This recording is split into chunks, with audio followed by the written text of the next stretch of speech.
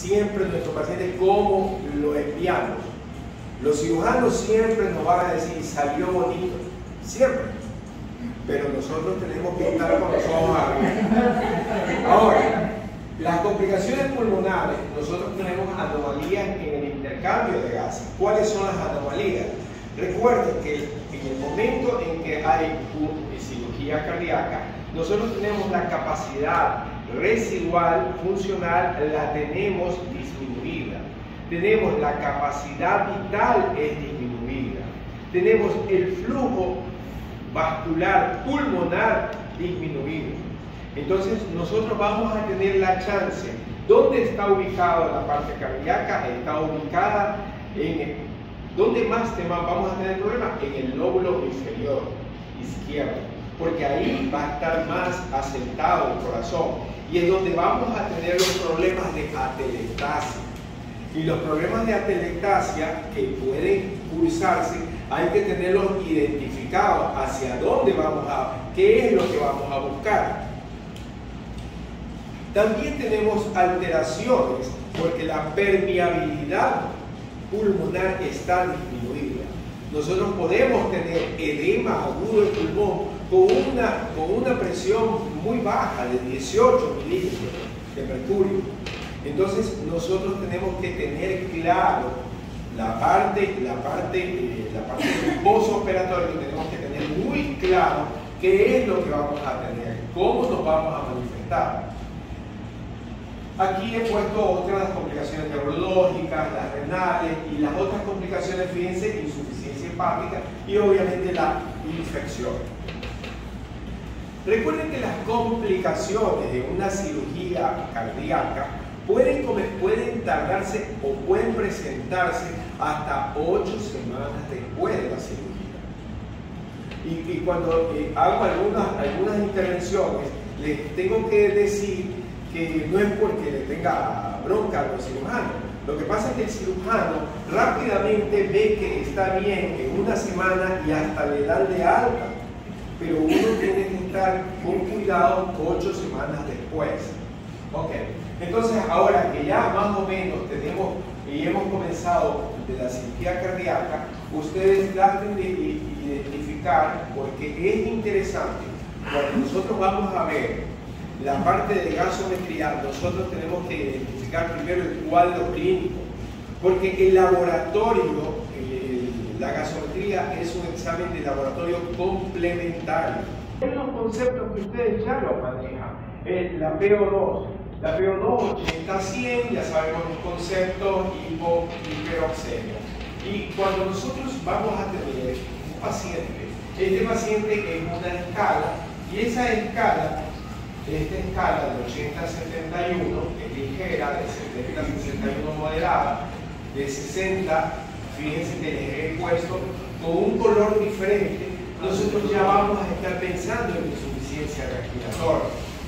Y automáticamente buscamos el PCO2 con 45 que se eleva, ya estamos con una insuficiencia respiratoria. De forma tal que el primer concepto que después se lo voy a desbaratar es el hecho de que vamos a tener qué es lo que nos han enseñado en nuestra enseñanza, qué es lo que lo tenemos muy común. Si nosotros tenemos PCO2 normal con hipoxemia, es insuficiencia respiratoria parcial. O si nosotros tenemos insuficiencia respiratoria con el PCO2 elevado, ya es una insuficiencia respiratoria global. Ese concepto yo quiero que le pongan atención, pero después se lo voy a destruir, porque no es suficiente. No es el concepto tradicional que nosotros nos han puesto en nuestras cabezas. Este cuadrito lo único que quiere revelar es la diferencia entre la gasometría arterial y venosa, en donde quiero remarcar la presión de oxígeno, y que ustedes ya lo conocen. Pero vamos a ir tratando de ver primero la parte de insuficiencia respiratoria cuando ustedes la tengan. Esto solamente para mostrarles que en PO2 hay claves o marcas o fórmulas teóricas. en donde nosotros podemos llevarla. Y esto solamente se lo muestro para que más adelante darles una fórmula mucho más práctica y mucho más rápida para ustedes. Entonces, estamos haciendo un stop. Y en el stop, las causas de error. Las causas de error son la punción venosa, que ya vimos en el cuadro anterior, las burbujas de aire en la muestra de sangre. Al tener burbujas de aire nos cambia totalmente, es como que si el paciente tuviera una FiO2 muy elevada, que no es así. El desconocimiento de la concentración de O2. Eso, recuerden que ahora le llaman PAFI, yo lo aprendí como índice de Philip. Entonces, tienes que pedirle cuál es el conocimiento, cuál es el FiO2.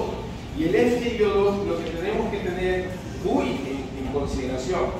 Si la muestra está expuesta al calor, se daña la muestra. Si la muestra demora más de 15 minutos en el análisis, no vale esa muestra.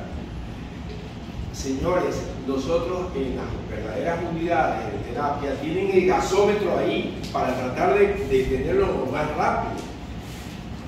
Acá nosotros, ¿qué tenemos que hacer? Llévale la muestra al laboratorio, llévale la muestra de la persona, llévale hasta que cojamos un interno, hasta que coja el residente. Y si se encuentra un amigo, se queda conversando con la muestra ahí. Es la realidad nuestra. Si tienes leucocitosis, la leucocitosis provoca un consumo de oxígeno. Y ahora, hemos visto anteriormente una fórmula, pero ahora yo les quiero dejar algo más práctico. Y para tener la edad a partir de los 65 años, ¿cuál es el PO2 aceptable? Entonces ustedes acéptenme el 140 menos la edad en años. Aquí he puesto dos ejemplos. El primer ejemplo es si tiene 75, ustedes pueden manejarse aceptable, entre comillas, con 65, 40 menos 75, nuestra PO2 sería 65 aceptable, de manera práctica. Si nosotros tenemos 90 años, porque podemos hacerlo en una cirugía, nosotros tenemos 50% de PO2, eso es aceptable. No nos pongamos en el plano de que tenemos que llevarlo a un 98, a un oxígeno elevado. Ahora, volvamos para atrás. ¿Por qué vamos a volver para atrás? Porque les dije que esto es lo que nos han enseñado. Pero aquí es insuficiente. ¿Y por qué es insuficiente? Porque nosotros tenemos que, al momento que vamos a evaluar a un paciente, nosotros tenemos que discernir si es aguda la insuficiencia respiratoria, si es crónica o si es crónica agudizada. Fíjense, primero el cuadro clínico, ¿qué tenemos de base? Segundo, ¿cómo comenzó? Para poder decidir qué vamos a hacer. Ahora, existe el gradiente alveolo arterial. El gradiente alveolo arterial, donde aquí están los valores. Quiero que se grabe como clave. Si ustedes tienen un gradiente normal, eso es extrapulmonar. Si usted tiene un gradiente elevado, eso es pulmonar. Si ustedes lo tienen, esa clave lo tienen que tener muy en cuenta. Siempre lo más simple y lo más sencillo. El gradiente, y en todos los exámenes viene diseñado ya el gradiente.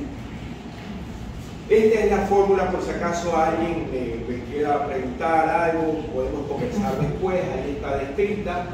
Y ahora vamos a ver por qué el gradiente y los tipos que pueden presentarse. Este recuadro, a mí me parece que fue interesante. Este recuadro que nos da la parte normal. ¿Cuándo podemos tener insuficiencia respiratoria? La podemos tener, aquí le he puesto el ejemplo de la altura, pero no es solamente la altura. Puede ser en caso de incendio, puede ser en caso de alguna mina, los que están trabajando en mina, puede ser en caso de ambientes cerrados, con otros vapores. Pero fíjense que lo que quiero poner aquí es la hipoxemia que se presenta enrarecido al ambiente. Vamos a poner el otro cuadro, la hipoventilación. Ya lo vamos a ir aterrizando en el postoperatorio. La hipoventilación, no entra mucho aire. ¿Por qué? En la unidad alveolo arterial no entra mucho aire. Cuando tenemos esta tercer cuadro, el problema de difusión. El problema de difusión está aquí, en la membrana. Esta membrana alveolo capilar, este es el problema. ¿Cuándo tenemos los ejemplos para tener aquello? Enfermedad, la fibrosis intersticial. Nosotros podemos tener este tipo de problemas en la neumonía. Nosotros podemos tener este tipo de mecanismo fisiopatológico en el edema agudo o subagudo capilar, porque la membrana está no permite el intercambio. Voy a presentarles aquí también, tengo el shunt intrapulmonar. Recuerden que hay shunt intrapulmonar y extrapulmonar. ¿Cuáles son el shunt extrapulmonar? Las fístulas arteriovenosas. ¿Cuál es el shunt que nosotros podemos tener? La CIA. La CIA tenemos de izquierda a derecha, después tenemos el Eisenmenger. Recuerden que no todo, y esto es algo que tenemos que tener en cuenta, no toda comunicación se debe cerrar. No todo hueco se tapa. Porque generalmente somos proclives a que tenemos una anomalía congénita y esa anomalía congénita la tenemos que corregir. No es verdad. En el shunt, ¿qué es lo que tenemos en el shunt? Tenemos un área en donde está obstruido, no tiene función. Por lo tanto, esto aumenta el espacio muerto. Al aumentar el espacio muerto, claro que podemos, esta parte tratará de hacer vicariante, pero todo depende del tamaño del shunt intrapulmonar. Por último tenemos la ventilación, la relación ventilación-perfusión. Recuerden que el cociente que tenemos BQ es 1, porque el Q está dado por el gasto cardíaco. Y cuando tienes el gasto cardíaco, el problema que tienes aquí en este diagrama es que el gasto cardíaco, esta unidad está perjudicada. Al estar perjudicada, este patrón, nosotros vamos a tener, aumenta el espacio muerto. Y este patrón se comportaría o se comporta como un shunt. Este es el más complejo. Este es el que ustedes tienen que tener mucho cuidado. Y vamos a ver ahora que más o menos hemos explicado ciertos mecanismos. Ahora quiero hacer la relación entre los diferentes estados que hemos visto, la insuficiencia respiratoria que ya hemos analizado, que siempre va a estar baja, y ahora el concepto que tenemos nosotros, el APCO2. Si nosotros nos quedamos solamente con el concepto de que está baja, por lo tanto, una insuficiencia respiratoria relativa, una insuficiencia respiratoria parcial, y nos hemos olvidado de la diferencia alveolo arterial. Recuerden que tenemos que poner la diferencia alveolo arterial para tratar de identificar. Lo mismo en el miren que la hipoventilación, la PCO2 está alta. Al estar alta la PCO2, nosotros vamos a tener insuficiencia respiratoria global. Le damos oxígeno, claro que nos va a responder, pero no vamos a solucionar. ¿Por qué no vamos a solucionar? ¿Qué es lo que vamos a tener en el postoperatorio? En el postoperatorio lo que vamos a tener es un paciente que nos haga hipoxemia, que nos eleve el PCO2, y si no andamos con el ojo abierto, lo que va a pasar es que el paciente simplemente tiene dolor. Al tener dolor, no tiene una mayor expansión de la caja torácica. Y como no tiene mayor expansión de la caja torácica, lo que va a resultar es un PCO2 alto. Si ustedes ubican con el gradiente alveolo arterial, ustedes van a tener el concepto que les dije hace un rato, que ese concepto de que si es normal es extrapulmonar, ustedes van a tener muy claro dónde está. Cogen al paciente en el postoperatorio, le dan un poco de analgésico y empieza a tener una mejor ventilación. Y no se quedan con la famosa, ponle más oxígeno, súbele a 2, súbele a 4, súbele a 6. Por eso es que es importante que ustedes identifiquen el cuadro. Mientras que cuando tienen, fíjense cómo nuevamente les pongo aquí el PCO2. Es la insuficiencia respiratoria, es parcial. No, porque esto no se queden con ese concepto de parcial. Pongan el concepto que si está alto, está pasando algo en el pulmón. Y si está pasando algo en el pulmón, lo tienen que actuar, no pueden quedarse, ponle oxígeno. Y si ustedes hemos hablado del shunt, el shunt es típico en la atelectasia, y al tener la atelectasia no responde al oxígeno. ¿Y qué es lo que vamos a echar? Nos vamos a romper la cabeza diciendo de que si es hemorragia, de que si es un mioinfarto. Ustedes tienen que interpretar muy bien la diferencia alveolo arterial. El que más nos da problemas para la interpretación es los desequilibrios de ventilación-perfusión, porque el PCO2 se comporta tan loco que no podemos identificarlo claramente, pero lo que sí podemos identificarlo es con el gradiente alveolar arterial, y ese gradiente nos da alto y nosotros tenemos que identificarlo. Si nuestro paciente está, ¿cómo está nuestro paciente? ¿Cómo va? Si el paciente está teniendo problemas neumónicos, problemas infecciosos, siempre el cuadro clínico, siempre el seguimiento. Permítame transmitirle lo que a mí en mi entrenamiento me enseñaron. Ya se me dio ese profesor, en donde decía, sigue al paciente, el paciente te lleva, el paciente síguelo en la conducta. No te metas a hacer intervenciones porque te parece. Sigue la evolución del paciente. Y él siempre sostenía, hasta el paro cardíaco te va anunciando. No viene el paro porque sí. Si estás monitoreando, como que ya vas incluyendo la evolución del paciente. Pero ahora vamos a ver otro concepto. La pulsioximetría. Y la pulsioximetría, quiero que primero veamos esta tabla.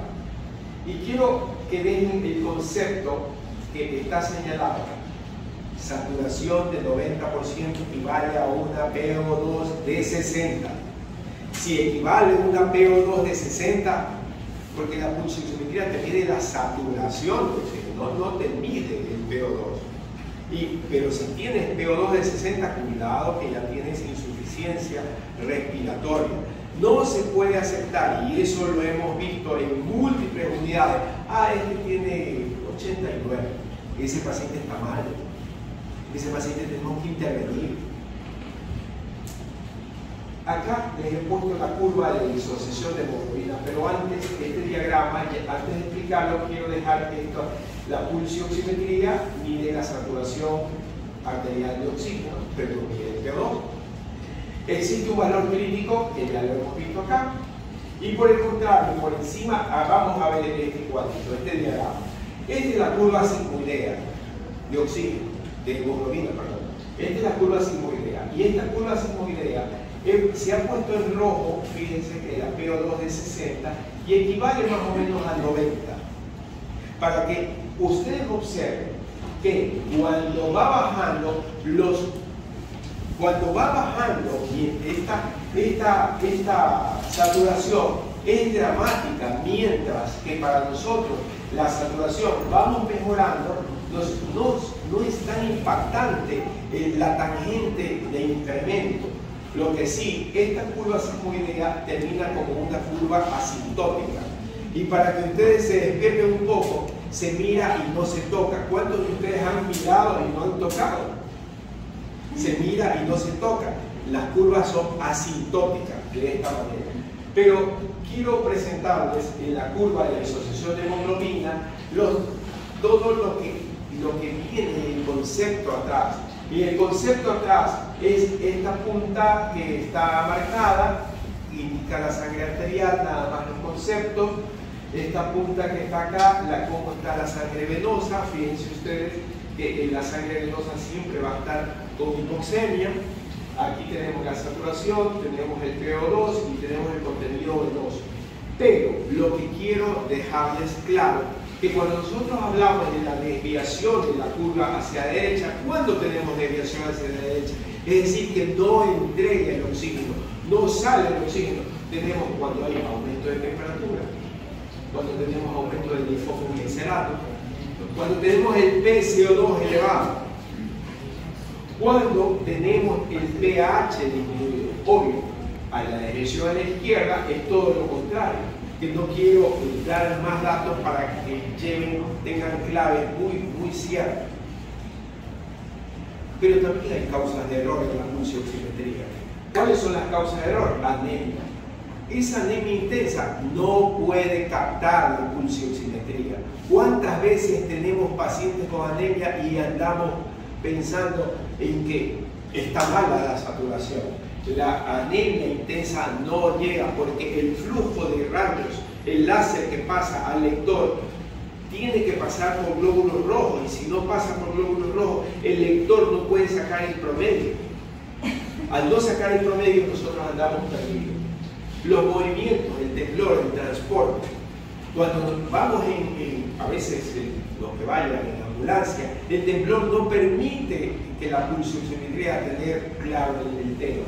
La mala perfusión, el frío, la hipotensión y los obstáculos que es la laca del azúcar. Por favor, en toda unidad, y esto está hecho o diseñado para todo muy abierto, la laca de las uñas. Lo que no importa es la ictericia ni las fístulas arteriovenosas no interfieren. Ahora vamos a la dieta. En la dieta tenemos carbohidratos, tenemos proteínas y grasas. Fíjense ustedes que esto se metaboliza. El carbohidrato, ¿qué es lo que nos va a producir? Ácidos volátiles. Los ácidos volátiles son ricos en CO2. ¿Qué es lo que vamos a tener las proteínas del metabolismo? Ácidos no volátiles, ricos en hidrogeniones. ¿Cómo eliminamos aquello? Los volátiles por la parte pulmonar y los no volátiles por la parte renal. ¿Qué es lo que quiero que quede claro? Si nosotros, un ejemplo muy práctico, ¿qué es lo que tienen a los niños que no comen? ¿Qué es lo que le damos? Le damos ensure se debe decir en castellano, ensure, dice la gente. ¿Y qué es lo que tenemos ahí? Que estamos sobrecargando con proteínas y estamos sobrecargando la parte renal. ¿Qué es lo que tenemos esos pecudos que toman tanto polvo para sacar en 2 semanas? Sobrecargamos la parte renal. Cuando nosotros tratamos de darle glucerna a los diabéticos, tratamos de aliviar esta parte para darle mayor volatilidad. Cuando nosotros tenemos el nepro que le damos a los insuficientes renales tratamos de irnos hacia otra vía. Y ese es el equilibrio. Tenemos un equilibrio entre renal y pulmonar. Entonces, les voy a complejizar un poco más. ¿Se acuerdan de esta fórmula? La fórmula de la ecuación de Henderson-Hasselbalch. ¿Se acuerdan del pK que nosotros tenemos que manejarlo para saber si tenemos un buffer, cómo está, cuánto anda? Entonces, ¿de dónde sale los hidrogeniones? Vienen formados del metabolismo. ¿De dónde sale el bicarbonato? Del riñón, hígado, aparato digestivo. Lo que tenemos que tener muy claro de a dónde se va el hidrogenión. Sale por el fosfato, sale por el ion amonio. Vamos por el otro lado, sale por el aire expirado. En definitiva, el equilibrio ácido básico está acá explicado. Algunos conceptos para tratar de que ustedes ya se nos familiarizando acá. Ácido base y el hidrógeno. Acidemia, alcalemia, todos hemos hablado de esos términos. Eso es familiar. Acidosis, alcalosis, todos hemos hablado de esos términos. Pero ahora vamos a hablar del pH. El pH que no sabemos, muchos de nosotros no sabemos por qué tiene el pH. El pH es pontus hidrógeno, que es el peso o potencial de concentración de iones de hidrógeno. ¿Qué diablos es eso? Eso simplemente la concentración de iones de hidrógeno. ¿De dónde nos viene? Define la acidez o la alcalinidad de una solución. Pero ¿de dónde viene? Realmente el pH, ese dato, viene de 0.00000004. Gracias a un hombre que no tenía qué más hacer, que sacó una base logarítmica, base 10, llegó a esta fórmula. Al llegar a esta fórmula, llegamos al 7,4, que es el promedio, 7,35 a 7,45. Pero es por la base logarítmica. Con esto quiero destruirle la idea que tenemos. A mí no me gusta la matemática, por eso estudié medicina. Matemáticas está aquí. Y matemáticas, el logaritmo tienen que haberlo aprendido en el secundario. Pero de todo lo que hemos visto, el metabolismo, la eliminación, ahora vamos a hablar sobre el pH. Fíjense que ustedes tienen que hacer una confrontación. ¿Qué es el pH en definitiva? El componente metabólico contra el componente respiratorio. Y ese es el que nos da el 735, 745. Esa confrontación, ese cociente es el que nosotros tenemos que analizar. Entonces vamos a jugar un poco para tratar de avivar porque esta hora es muy pesada. Vamos a avivar, fíjense solamente para que vean las flechitas cuando nosotros andamos hablando de acidosis metabólica. Vamos a ir un poco a alcalosis metabólica, vean la flechita, todos vamos viendo, para ir más rápido. Acidosis respiratoria, miren la diferencia que hay en dirección de la flecha para que ustedes se familiaricen con el cociente. Alcalosis respiratoria, y acá lo que quiero es lo que vemos el juego de la flecha, la dirección de la flecha, estamos poniéndolo con lo que hemos ido concatenando, la confrontación de un componente metabólico con el componente respiratorio. Claro, estamos poniendo una alteración simple, porque también puede haber alteraciones mixtas, que en algún momento ya vamos a decir. Pero, ¿qué vamos a hacer? ¿Cómo se compensan las alteraciones? ¿Cómo vamos a compensar las alteraciones? Entonces nosotros vamos a tener esta compensación de alteraciones. Vamos a hablar sobre el tampón. Vamos a hablar sobre los efectos amortiguadores. Los efectos amortiguadores, tenemos amortiguadores intra y extracelulares. Tenemos eliminación respiratoria del ácido volátil, que ya lo tenemos integrado. Tenemos la excreción renal del ácido no volátil con reabsorción de bicarbonato, que ya lo vimos en la diapositiva anterior. Pero ¿cuál es el efecto tampón o buffer? Nosotros tienen que ustedes acordarse que el extracelular es el bicarbonato y la respuesta es inmediata. ¿Cuántos de nosotros hemos visto un paciente que tiene acidosis hecha de bicarbonato? Es por esta razón que nosotros manejamos. Y el tampón intracelular, que son las proteínas de los fosfatos, nosotros tenemos que tener un paciente bien nutrido, bien equilibrado, con proteínas buenas, porque esto le va a ayudar al paciente que en 2 o 4 horas el paciente se va a equilibrar. Nos olvidamos que nuestros pacientes necesitan proteínas, porque las proteínas son esenciales en nuestra economía. Todos necesitamos proteínas. Y tenemos la eliminación de la parte pulmonar, que demora la respuesta entre 30 minutos a 24 horas. Y fíjense, los riñones, la reabsorción, 3 a 5 días. Esa es lenta. Por lo tanto, si es lenta la respuesta, nosotros vamos a verlo por velocidad. ¿Cuál es la velocidad? El resumen. Alteración del componente metabólico. Ok, el componente, la parte respiratoria, lo hace rápido. Lo hemos visto en la diapositiva pasada. Y mientras tanto, la alteración del componente respiratorio es lento. y demora en cuanto a velocidad. Por eso es que tenemos dificultades cuando tenemos pacientes con insuficiencia renal. Ahora, y esta diapositiva, por favor, pónganle atención, la siguiente, que es la que les va a servir para entender la gasometría.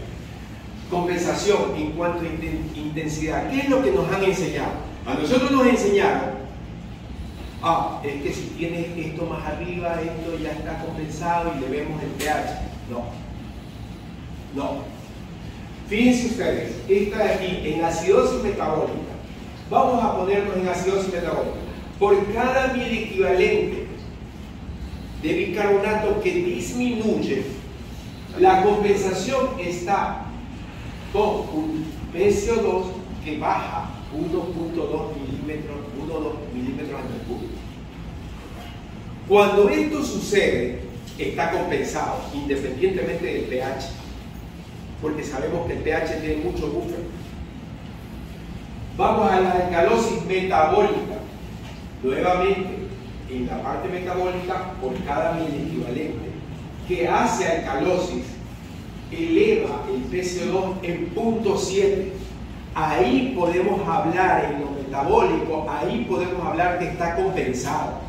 Caso contrario, no podemos hablar en la intensidad de la compensación. Mientras que en la parte respiratoria tenemos que dividir en agudo y crónico, tanto en acidosis como en alcalosis. Pero esto no hay que asustarse, porque lo tenemos que incorporar muy claro. La base es 10 en todos los casos. Si nosotros vemos la acidosis respiratoria, que para compensar necesita que se mueva o que se incremente el bicarbonato 4 miliequivalentes,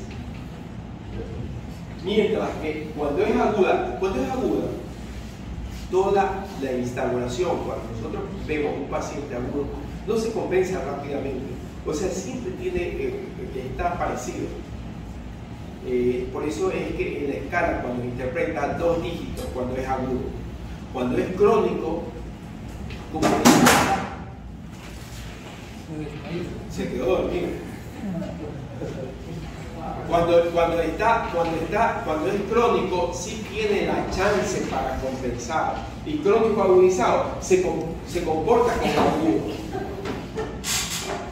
Pongan atención, fíjense que cuando es crónico, ya sea que aumente el bicarbonato, que disminuye, siempre será 4 miliequivalentes, la base es igual, no se complique. Este paciente es crónico, por lo tanto yo voy a esperar que sea para arriba, acuérdense la flechita, sea para arriba o para abajo, 4. Cuando nosotros tenemos acidosis respiratoria, solamente se compensa 1 miliequivalente, mientras que cuando es alcalosis, nosotros tenemos 2 miliequivalentes. Esto es la clave para saber si está compensado o no está compensado en cuanto a la intensidad. Al final tenemos unos ejemplos rápidos para seguir avanzando. Este es solamente para mostrarles una serie de juegos, de flechas y hacerles, dejarles la intención es dejarles muy adentro cómo se mueve el componente metabólico y el componente respiratorio. Ahora vamos a ver. Les he dicho que ustedes siempre tienen que pensar en la historia clínica. ¿Qué tenemos nuestro paciente? Y aquí ya me estoy abriendo de la parte del postoperatorio. Y le estoy aplicando la gasometría a diferentes escenarios. Entonces, tenemos acidosis metabólica, cuando tenemos, y aquí incorporo otro dato, el anion gap o hiato aniónico. Si está aumentado, entonces tenemos cecoacidosis, acidosis láctica, intoxicaciones, que lo he puesto ex profeso para que ustedes tengan un dato mayor. Tenemos la disminución de excreción de ácidos orgánicos y de insuficiencia renal. Esta categoría está en el anion gap, en anglosajón o hiato aniónico aumentado, que son normoclorémicos. Mientras, cuando tenemos en acidosis metabólica, tenemos hiato aniónico normal, se me quedó ahí. Y generalmente es hiperclorémico. Y cuando tenemos hiperclorémico tenemos tres subcategorías, tanto las pérdidas digestivas de bicarbonato, diarrea, atentos, tenemos la de origen renal y tenemos la administración de ácidos, la hiperalimentación. ¿Cuántos de nuestros pacientes que los vemos en terapia intensiva están con hiperalimentación y le chantamos una cantidad de bicarbonato? Nosotros tenemos que ver cómo está nuestro paciente. Y lo mismo nos va a pasar con las causas de alcalosis metabólica, que debemos tenerlo cuando hay reducción de volumen. ¿Cuándo hay reducción de volumen? Fíjense que nosotros, aquí está puesto diuréticos de asa y nosotros, cardiológicos, los cardiólogos le echamos diurético de asa, pero con las manos a rabiar. Le echamos y tienes y dale diurético de asa. ¿Y cuánto le damos? Cada 6 horas. ¿Y cuánto le damos? Le damos cada hora. Le damos, pero con gusto. Cuidado, nos llevamos a alcalosis metabólica. Debemos interpretarlo bien. Sin reducción de volumen, aquí hay una serie de datos en los cuales el AmioGap lo que quiero ponerles es el lactato. Nosotros yo no sé, aquí no puedo hablar, pero en la práctica privada, a todo el mundo le meten un lactato. Y el lactato es lactato. Que a dónde nos puede llevar la alcalosis metabólica y nuestro paciente se nos empieza a perder. Nosotros, el lactato hay que usarlo porque eso no me corresponde, eso le corresponde a otra persona. Cuándo usar lactato, cuándo usar cloro, solución salina, cuándo usar, pero para mí el lactato tiene su espectro para utilizarlo. Mientras que la destroza al 5% en agua, esa no la usemos. Esa no la usemos porque esa es un poco de azúcar y es agua. ¿No? Ok. Seguimos con acidosis respiratoria, la depresión del centro respiratorio. Esto quiere decir la hipoventilación, obesidad, apnea, hipopnea, obesidad, es el síndrome, el mixedema, la hipovolemia, los infartos cerebrales, el paro cardíaco. Las enfermedades, en esta categoría de enfermedades del aparato respiratorio, tenemos aquí, ya esto es lo que tenemos que nosotros poner atención en la gasometría. Siempre entendamos que nuestro paciente tenemos una gran ventaja en el Seguro Social. Y la gran ventaja que no hay en todas partes es que tenemos el AS400 chancho, el AS400 que es lerdo, lo que sea. Pero por lo menos tenemos chance del antecedente del paciente, que nos permite esta parte, pues. Esta parte es la que nos permite. Siempre que tengamos un paciente que va a ingresar, siempre tenemos que mirar hacia atrás. Saquemos ventaja. Pero ¿qué es lo que tenemos nosotros? Copy, pega, ya está. Para sacarnos de encima. No nos saquemos de encima. Somos médicos. ¿O somos fotocopiadoras ceros? No, pues, somos médicos. Revisemos qué es lo que vamos a utilizar. Y las enfermedades neuromusculares que también hemos ubicado acá. Pero en esta categoría tenemos que ponerle atención.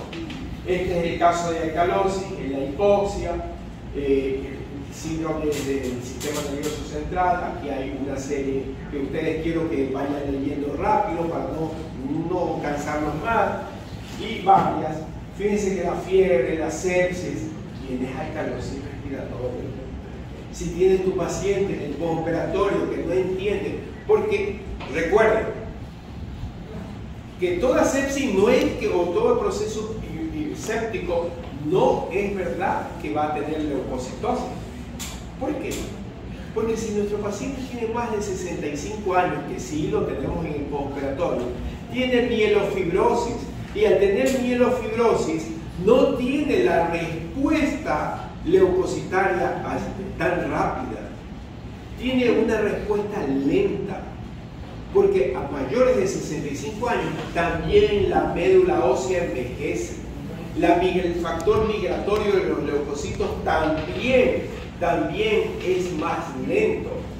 Por eso es que cuando nosotros tenemos un paciente anciano con abdomen agudo, tiene mayor mortalidad, porque el epiplom no llega a cubrir en el abdomen agudo ninguna perforación, porque la mielofibrosis hace que vaya más lento la migración de los leucocitos. El factor migratorio es lento y lo que produce es que la sepsis sea realmente tan agresiva, tan rápida.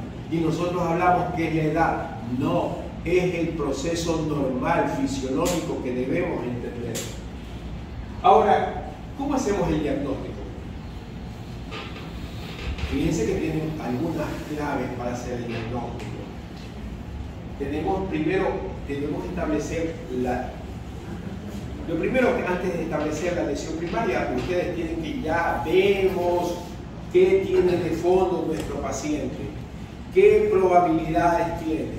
Una vez que tenemos aquello, nosotros lo que buscamos es cuál es la alteración primaria: acidosis metabólica, alcalosis, acidosis respiratoria, alcalosis. Nosotros tenemos que saber con qué nos enfrentamos. No es que andamos, recuerden que la gasometría es un examen complementario. Ahora, una vez que ustedes establecen la alteración primaria, ustedes tienen que comprobar el grado de compensación. Y ya les di el grado de compensación que tiene. Y vimos, vamos a ver si es que les dije que esta es una diapositiva. ¿Está compensado tu paciente o no? Aquí está el corazón de la compensación.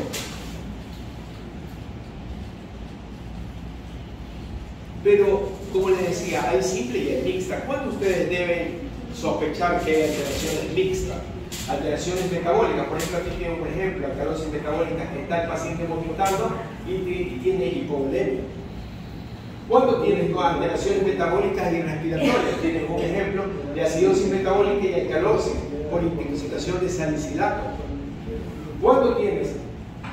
Pongan atención a este mensaje. Si la compensación de una alteración primaria no es la esperada, hay que sospechar segunda alteración del equilibrio ácido-base. En una acidosis metabólica PCO2 mayor o menor a la esperada, indica que existe también una acidosis o alcalosis respiratoria. Si en una acidosis respiratoria el aumento de bicarbonato menor o mayor a lo esperado, indica que existe una acidosis pH aún más bajo. Ustedes tienen que ver una alcalosis con un pH inapropiadamente normal. Cuando ustedes tengan estas situaciones, piensen que hay alteraciones mixtas de la gasometría. Este simplemente es un flujograma para tratar de ver el pH, acidosis, alcalosis, con interpretación, tratando de recordarles un poco el componente metabólico con el respiratorio. Aquí tenemos casi como resumen de la insuficiencia respiratoria. La insuficiencia respiratoria es que ya les destruí esto porque nos falta el gradiente alveolo arterial. Ahora vamos a en un cuadro anterior poníamos el hiato aniónico. Si ustedes se dan cuenta, en la gasometría, en la parte inferior están los electrolitos también que nos responden. ¿Por qué? Porque el hiato aniónico, aquí está la fórmula del hiato aniónico. ¿Y qué es lo que resulta? Aquí vimos en la acidosis de este recuadro, cuando tenemos el hiato aniónico elevado. Tenemos que pensar en cuándo está normal. Entonces, el hiato aniónico elevado, nosotros tenemos que observarlo para tener en estas categorías, en estas partes. Pero nosotros también tenemos que ver, sobre todo en casos de intoxicación, el hiato osmolar.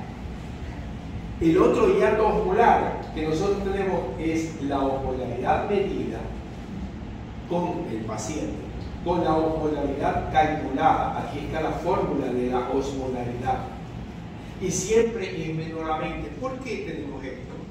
Sobre todo esto es para cuando nosotros pensamos en sustancias tóxicas, sustancias extrañas. Esas sustancias las tenemos que evaluar. Ok, vamos al primer caso, que ya para irnos, ya para que ya están con hambre de sueño y yo estoy desesperado porque todavía tengo la consulta. Paciente de 50 años con diarrea, una cosa simple, sencilla. Traten de ir, si alguien quiere participar, participa, y si no, vayan pensando mentalmente en los gasometría, 724. Ya estamos viendo acidosis. PO2, 85. PCO2, 24. He puesto aquí como normal el promedio, 40. El bicarbonato, 10. El normal, ustedes saben, 24. ¿Para qué? Para tratar de hacer cómo vamos a obtener, cómo vamos a calcular si está compensado o no. Entonces, obvio, está en acidosis. ¿Qué vamos a pensar? ¿Dónde está la acidosis? ¿Cómo está? ¿Esto qué quiere decir? La alcalosis. Entonces la acidosis más práctico es que la alteración sea acidosis metabólica. Porque nuestra pregunta está, ¿cuál es la alteración primaria? Acidosis metabólica. Todos vamos a responder eso. Todos vamos a responder eso. ¿Es adecuada la compensación? Y aquí viene lo más bonito. Acuérdense del corazón de la diapositiva. Nosotros cogemos y empezamos a ver cuál es el déficit que tienes acá. El déficit de 24, el déficit de 10, tiene un déficit de 14 mil equivalentes. Ahora vamos a coger el PCO2. El PCO2, tenemos el PCO2 de 40 y vemos el PCO2 24 tiene 16. Ahora sí, ya sabemos cómo estamos con las diferencias. Nosotros cogemos tranquilamente que este paciente tiene 50 años. Este paciente tiene diarrea. Y nuestro paciente, ¿cómo hacemos la compensación esperada?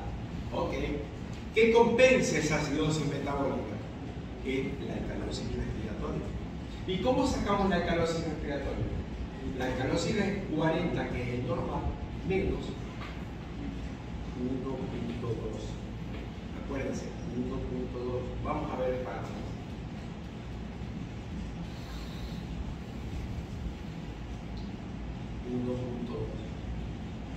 Entonces, cuando tenemos 1.2,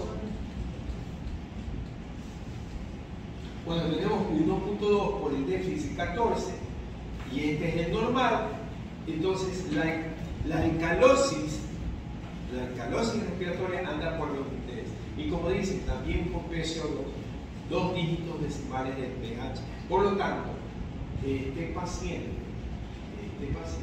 es una alteración simple, está compensado. Está compensado. Entonces nosotros hablamos que tenemos acidosis metabólica.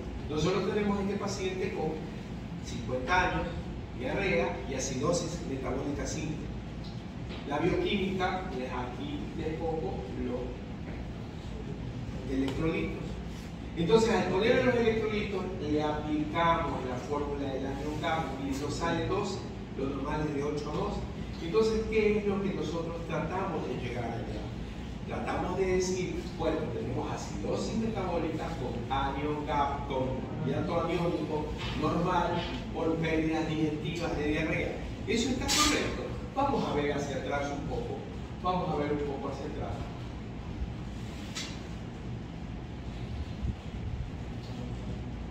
ANeoCap normal, diarrea. Siempre la historia clínica, el cuadro nos va a ir llevando. Nunca hazle una gasometría porque está respirando. Hazle una gasometría. No.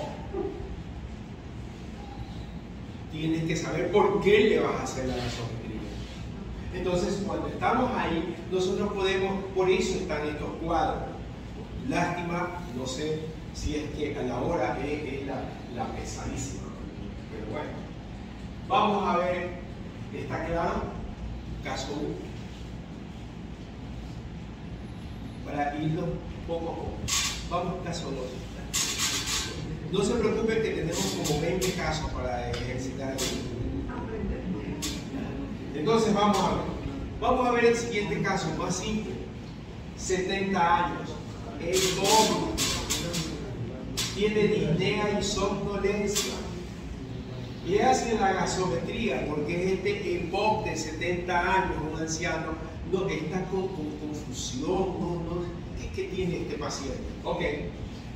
Le medimos la gasometría 732. El PO2 50. El PCO2 70. O sea que aquí ya estamos viendo una alteración. Tenemos el bicarbonato pensando. No vamos a estar pensando alcalosis metabólica.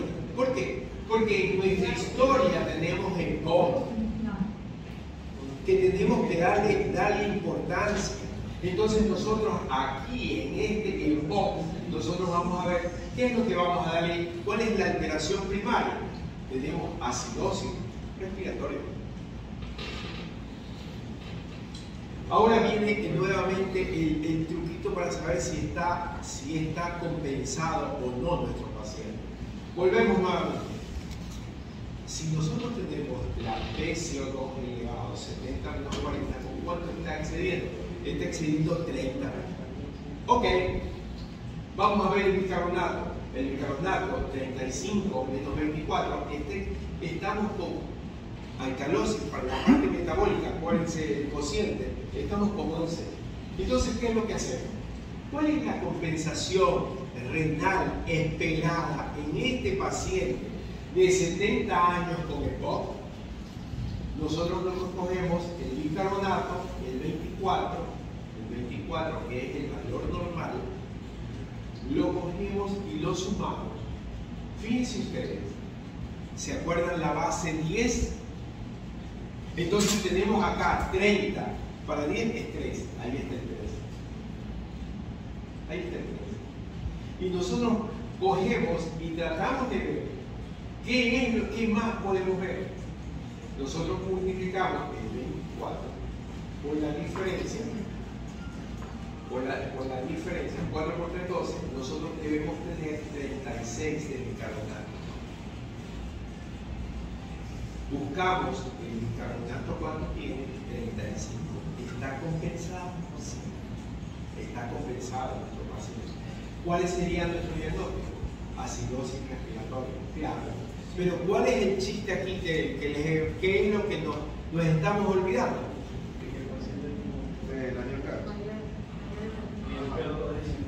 El año GAP solamente nos sirve cuando es acidosis metabólica. Y el hiato osmolar solamente nos sirve cuando nosotros estamos pensando de que hay sustancia tóxica, etilenglicol, el alcohol metílico. Aquí, en este caso, que tenemos acidosis respiratoria, nosotros tenemos que ver es el PO2. ¿Se acuerdan de la fórmula simple y sencilla? Primero les puse una fórmula compleja y todo, y después les puse una fórmula sencilla para saber cuánto es el PO2 aceptable para este hombre de 70 años. El PO2 aceptable, 140 menos 50, ¿cuánto es el 140? 90. Y nosotros, ¿por qué tenemos el 50? Estamos mal. Perdón, 140 menos 70, es 70. Y nosotros tenemos 50. Entonces nosotros tenemos en este momento, tenemos pacientes con insuficiencia respiratoria. Cuando nosotros tenemos pacientes con insuficiencia respiratoria, no se queden con lo clásico que nos han enseñado, parcial global. Échenle una mirada al gradiente alveolo arterial, porque ahí va a estar si es extrapulmonar o si es pulmonar. Y ustedes ahí van a tratar de ver si es que se debe a un shunt, a un problema de difusión, ventilación, perfusión. Acuérdense que la unidad de ventilación, perfusión es la alveolar contra el gasto cardíaco y ese cociente es 1.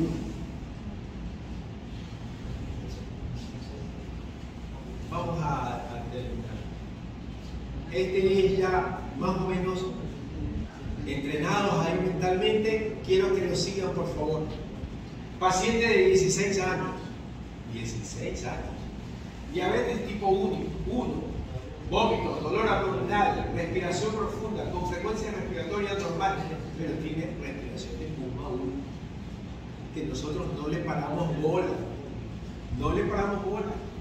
Tenemos respiración de pulmón 1, respiración de Dios, respiración de chain stop. Y no le paramos bola, debemos pararle bola. La parte clínica. Entonces, la bioquímica, glucosa 380. Recordemos que por arriba, una glucosa por arriba de 250 es emergencia, o sea que este paciente está en emergencia. Y tenemos, aquí están los electrolitos. Para no cansarlos mucho, más de lo aburrido que es este tipo de charlas, el Anion Gap 34, de una vez para que no calcule.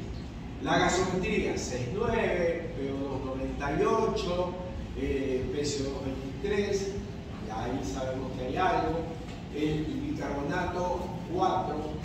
¿Cuál es la alteración primaria? Es sencillo. Ahora viene la siguiente pregunta: ¿es adecuada la compensación? Vamos a seguir avanzando en el mismo caso. Le hacemos el cálculo. El bicarbonato 24 menos 4, tenemos el déficit de 20. Tenemos el PCO2 40 menos 23, tenemos 17. ¿Cómo hacemos la compensación? Tenemos higacidosis. Y si tenemos higacidosis, el cociente o la constante es 1.2.